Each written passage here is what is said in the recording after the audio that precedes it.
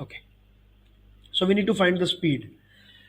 Okay, dear students, so what are we going to do in this question is we will find the work done on the body by the force, and that work done would be equal to the change in the kinetic energy of the body. We know that if there is no friction, if there are no dissipative forces, if it is a conservative field, um, there is this principle that there is the theorem, work energy theorem, you might be knowing. So work is equal to, and I would be very specific here, work done by field force. So the force that we are talking about, like let us say gravity, or the work done by a force which is already there. So the work done by field force is equal to the positive change in kinetic energy, and it is equal to the negative change in the potential energy. So in this case, because the body is moving in a straight line, so we will not consider the changes in the potential energy, but we consider the change in the kinetic energy. So the work done. So now, how to find the work done? We know that work done is can be found by finding the area of F and S curve. So this area we have to find, and this area will be equal to the work done by the force. So what is this area? This is a triangle, so I can say that area will be half into height into base, half into F1 S1. Now this will be equal to change in kinetic energy. So finally our kinetic energy is this, and initially, because the body was at rest, the kinetic energy initial is equal to 0. So I have substituted that value. So from here we can find V. So this 2 gets cancelled with this. So V square is equal to F1 S1 divided by M. And so V is equal to, B is the answer. So V is equal to F1 S1 divided by M square root. So B is the answer that we are getting. This theorem is known as work energy theorem.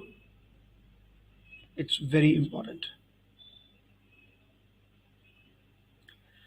Okay, dear students, so this is Professor Varun for you. All the best. Bye.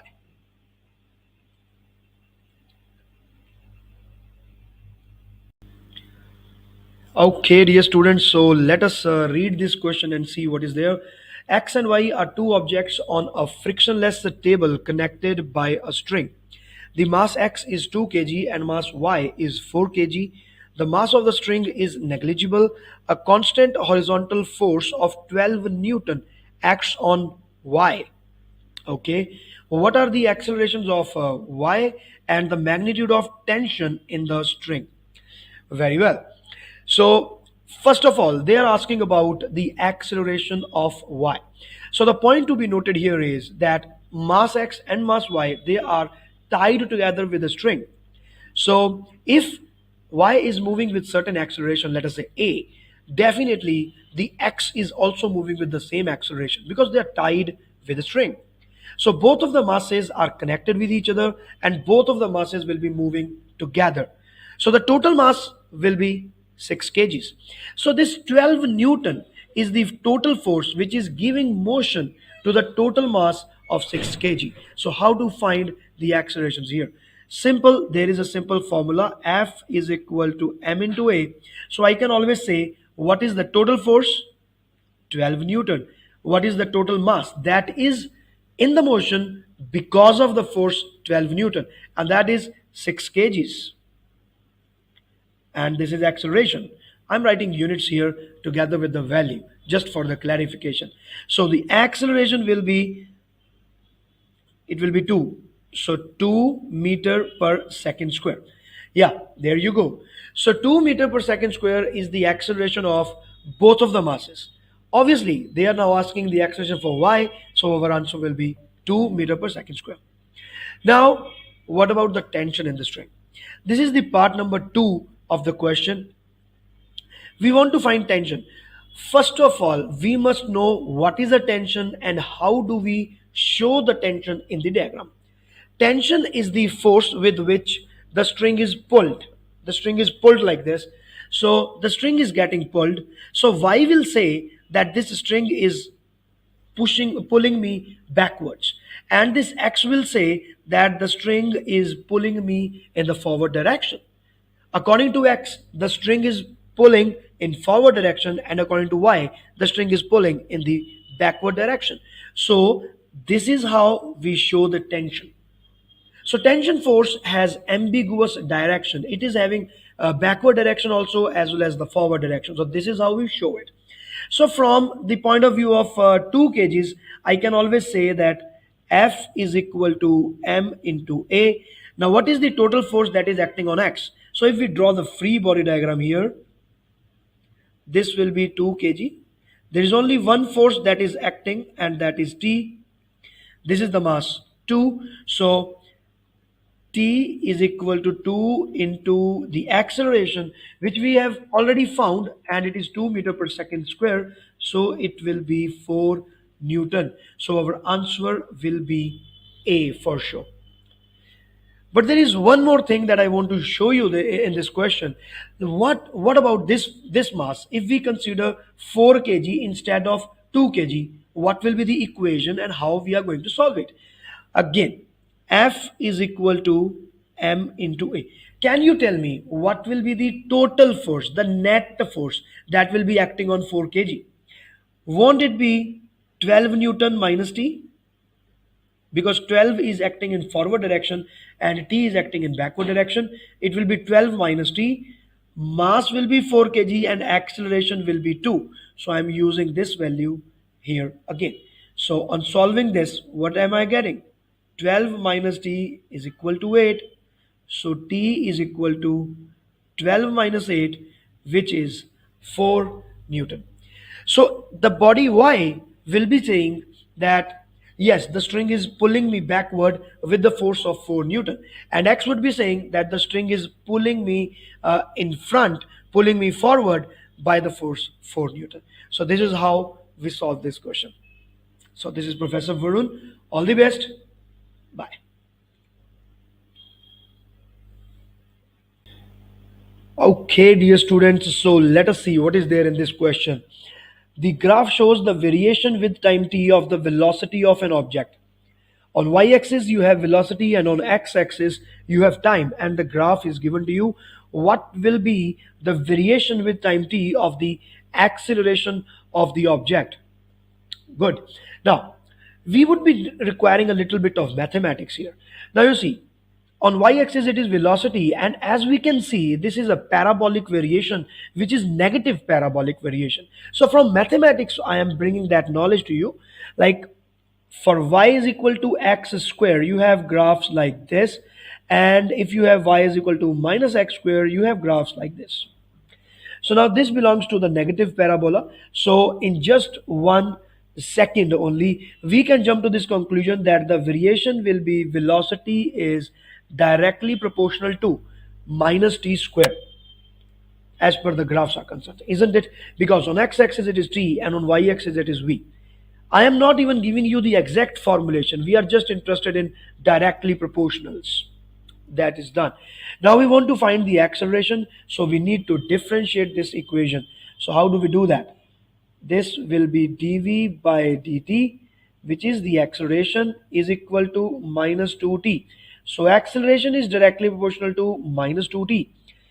So as you can see, acceleration is directly proportional to t raised to power 1. So it will be linear. The graph will be linear in its type. And because there is a negative sign there, it is having negative slope. So very clearly, A will be the answer. In B, you have positive slope. In D, you do not have a slope. And in C, you do not have a slope. So B, C, and D are wrong. So answer A is absolutely correct. So what is actually happening to the body? Just try to imagine what is actually happening. See, let us say this is the body, and the body is moving in this direction, and we say that if it is moving in the right direction, the velocity will be taken as positive. If it is moving in the left direction, it will be taken as negative. So the first point that we need to note is that velocity is never becoming negative. It is always positive. It is maintaining its sign. It means it maintains its direction. It will keep on moving in the same direction till the end. Okay, and when it stops, it again becomes 0 at this point. Let us say this point is A, this point is B, so this point is A and this point is B. So up to the midpoint it is accelerating, but the acceleration is reducing. At some certain point it has stopped increasing its velocity, and after that the velocity is now decreasing, but it is still moving in the same direction. So this is what is happening to the body, and now you can very well understand that what is happening in the graph number A. Is it fine? So with this, all the best. Bye. Okay, dear students, so let us see this question. This question is from the chapter number 1 in physics. Very, very basic. Now, a ball of mass 50 plus minus 1 gram is moving with the speed of 25 plus minus 1 meter per second. What is the fractional uncertainty in the momentum of the ball? So, see, we have been given the errors in the value of mass and the velocity in the terms of absolute numbers, like absolute error is given.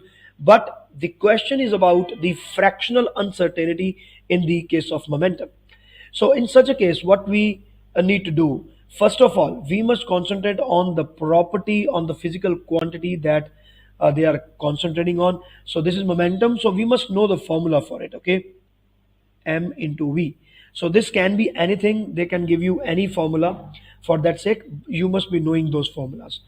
Now P is equal to mv, and I give you one formula for the fractional uncertainty in the case of multiplication and division. And we are going to apply the same formula everywhere where there is no addition and no subtraction, only multiplication and division. What is that? Let us say there is a function and the variation is given as x raised to power a, y raised to power b, and z raised to power c.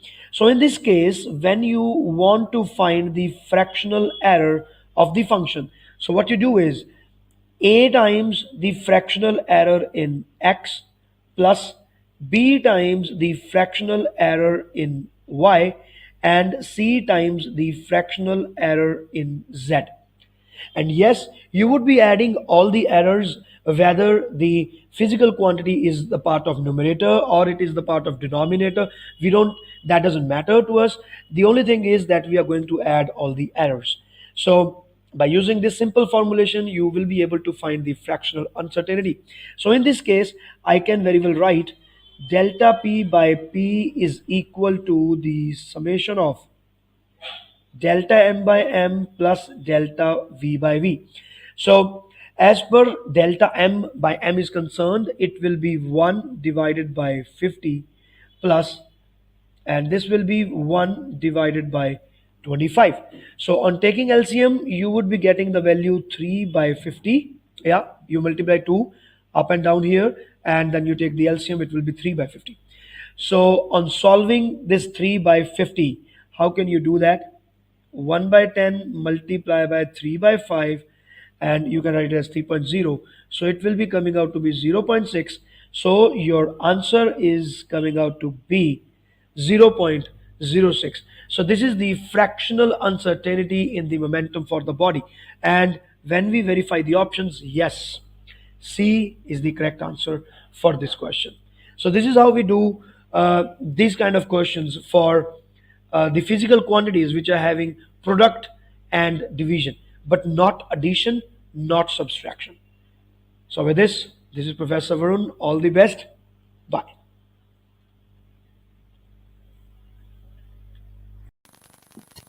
Okay, so this is another question from electrostatics. The graph shows the variation of distance r of the electric potential V from a charge Q. Fine. So this is the point where a charge is placed, and we are like moving at a distance r away. There is a point P, and we want to find the potential here, and we created a function out of it, and we created a graph there. So graph is given. This S is a certain point at certain distance, and we want to find what is the electric field strength at the distance S. Now we know that there is a relationship between E and V, and that relation is given by E is equal to minus dV by dr. Minus dV by dr. I hope you know this. If you need explanation for this formula, please let me know. I will put some explanation for this also. So E is equal to minus dV by dr. So on y-axis I have V and on x-axis I have R. So what is dV by dr? It is dy by dx. So this becomes the slope of the graph. So to find the electric field, I can always say that it will be the negative of the slope of the it is the negative of the slope of VR graph. So out of these options, the negative of the gradient of the tangent is S. Yes, absolutely. D will be the capital. Now, if you don't know this formula in the first place, so it becomes very difficult for you to understand what is there in this question. So this formula is very important, and I believe you must be aware of it. If you have any problem here, please let me know.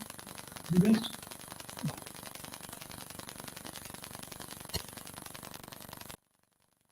Okay, so let us study the question first.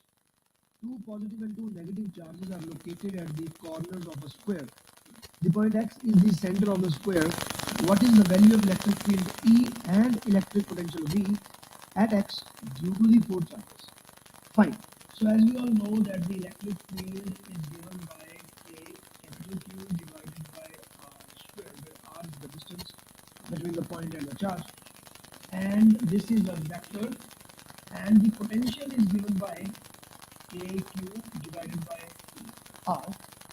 And in this, we do not consider the sign of the charge, but for the potential, we consider the sign of charge. Potential is a scalar quantity. So a positive charge will be casting positive potential, and negative charge will be casting negative potential. Okay, fine. So this point is the center of the square. So I can say that it is equidistant from all of the 4 points. So as far as the electric field is concerned, this positive charge will be creating an electric field like this, and this positive charge will be creating an equal and opposite electric field like this. Now the negative charge will be attracting it like this, and this negative will be attracting it like this. So all of these E's, they are equal in magnitude, and as we can see that they are opposite in direction. So these are bound to cancel each other. So the net electric field will be equal to zero. There is no doubt about it. Now we are going to find the potential, which is a scalar quantity, and we need not to consider the direction in this case. So positive charge will be casting a positive potential. And we can say that, let us say this is V1, so it will be KQ by R. So this will be casting a positive potential here. This will be casting negative potential, which will be equal in magnitude because the charges are equal and the distances are also equal. Similarly, this positive will be casting a positive potential, and this negative will also be casting the negative potential. And so overall, the net potential at X will also be equal to 0. So this will also be equal to 0. So our answer should be A, because in this case, the total electric field will be equal to 0 and the total potential will also be. Even if now you are having doubt in this question, please do mention in the comment section. I will definitely tell you as soon as possible. So this is the for you. All the best. Okay, dear students, so let us read this question. The coil of a direct current electric motor is turning with a time period of capital T. At t is equal to 0, the coil is in the position shown in the diagram. Assume the magnetic field is uniform across the coil. This is very important given information. Which graph shows the variation with time of the force exerted on the section XY of the coil during one complete turn? Okay, fine. So the coil is completely completing its one turn, and we need to find the um, direction of force because magnitude definitely we can't find because neither the magnetic field is given, there is no data. So we know that the force on a current carrying conductor placed inside a magnetic field is given by BIL. So if let us say the current is in this direction, the magnetic field will be from north to south. So in this way, by using uh, Fleming's rules to find the direction of the force, or you can use the right hand rule, as I have explained in many of my videos now, how to use that, we can find the direction of the force if the current direction is given. But anyways, we have to assume a current direction. Let us say the current is like this.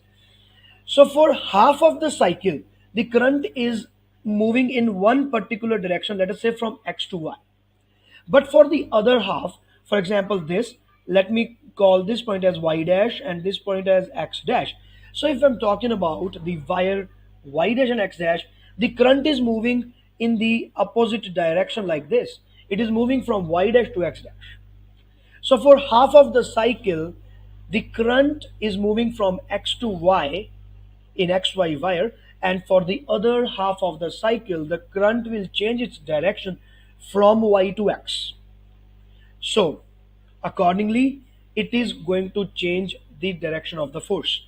So first of all, see, it is given that the magnetic field is uniform across the coil. Everywhere magnetic field is constant. Current has to be constant in the circuit everywhere.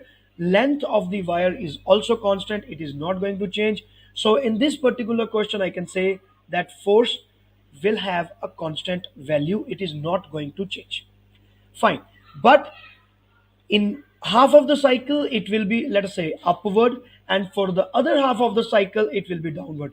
So this, the force is in upward direction, and for this wire, the force is in the downward direction, and this is not going to change. So now let us see the graphs with this much of the information. Okay, I'm not able to open them. Just a moment, please. Yeah, these are the graphs now. So here it is evident that this is wrong and this is wrong, because force is positive and it is never becoming negative. But we know that force has to change the direction. It will be positive for half cycle, negative for the other half. So this is also wrong, and we are left with D and A. In D, the force is a variable, but we know that because magnetic field is not changing, the force will be constant. So the force will be constant, and then it will become negative, so that it will become in the downward direction, and then again force will become upward, and then the zero location will come and it will still go upward. So A will be the correct option and all other options will be wrong.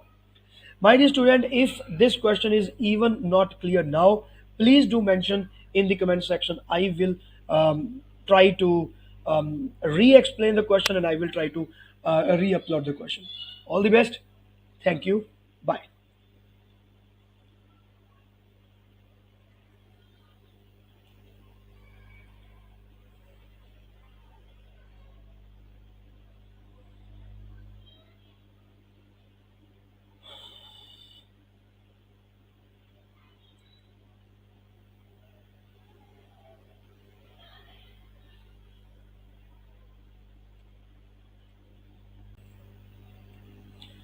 Okay, dear students. So let us see what is there in this question now.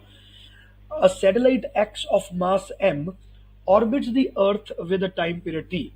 What will be the orbital period of the satellite Y of mass 2m occupying the same orbit as X? So the orbit does not change, but the mass of the satellite has changed. So will the time period of the oscillation change or not? So let us see. The orbital velocity of the satellite is given by this formula, and I remember this formula, although we can even derive it, because like the centrifugal or the centripetal force will be equal to the gravitational force, gmm by r square, and there we go, we cancel m with m, and you have the orbital speed as gm by r square root. Fine. So I have given you the description as well as the explanation for how to find the orbital speed of a satellite. So this is the formula. Now, if we want to find the time period, and we say that this is the planet and this is the orbit where the satellite is moving, you can find the time period by 2 pi r divided by gm by r. So overall, this will become a formula there.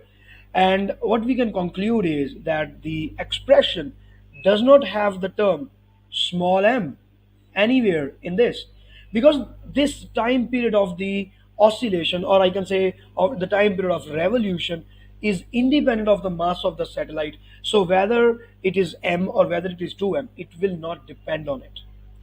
Okay, so remember, if the satellite is an elephant or a satellite is as small as a rat, even then the time period for both of the satellites will be same, provided the orbit is the same, the radius is the same, because it is going to depend on the radius. And overall, the expression will be like this: t square will come out to be directly proportional to the cube of the radius. There is another very good example I can cite here. For example, the size of a satellite is comparatively very small comparative to International Space Station.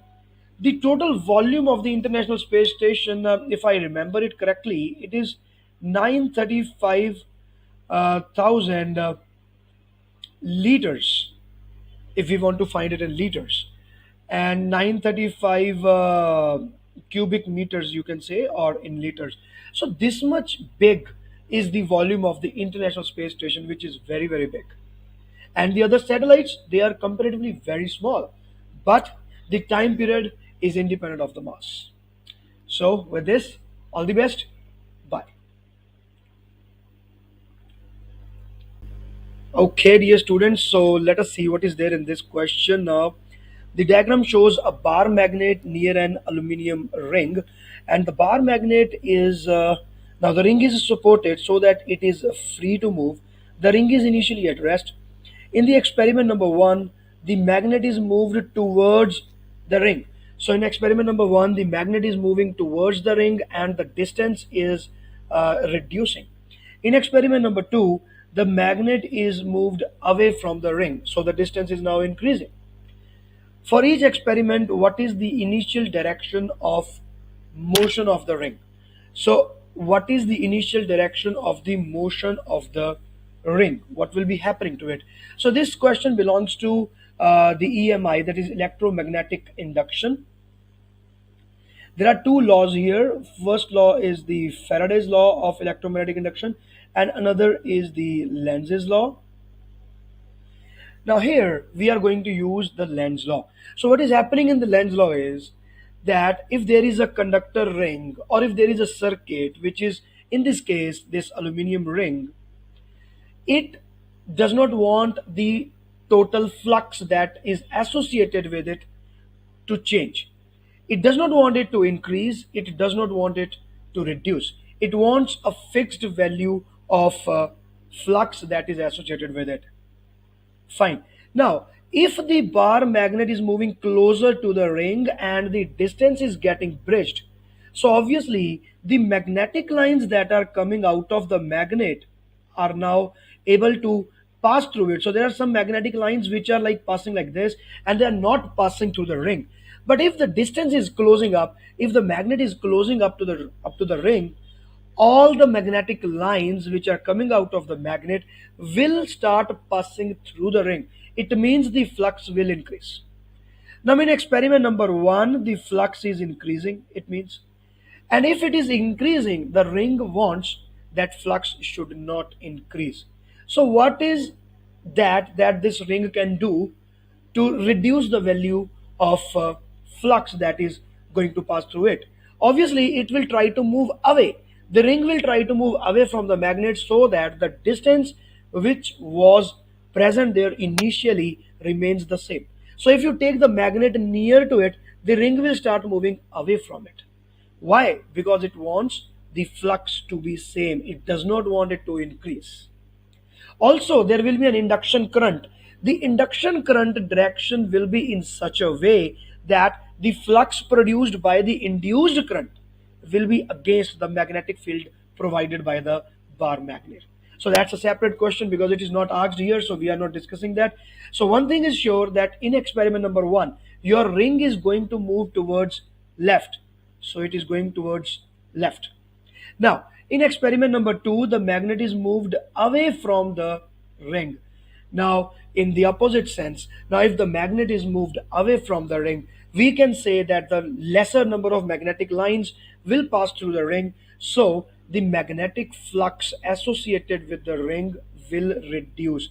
And that is what the ring does not want to happen. So, what this ring can do? So, if the magnet is moving away, the ring can move towards the magnet so that it can maintain the initial distance between the magnet and the ring.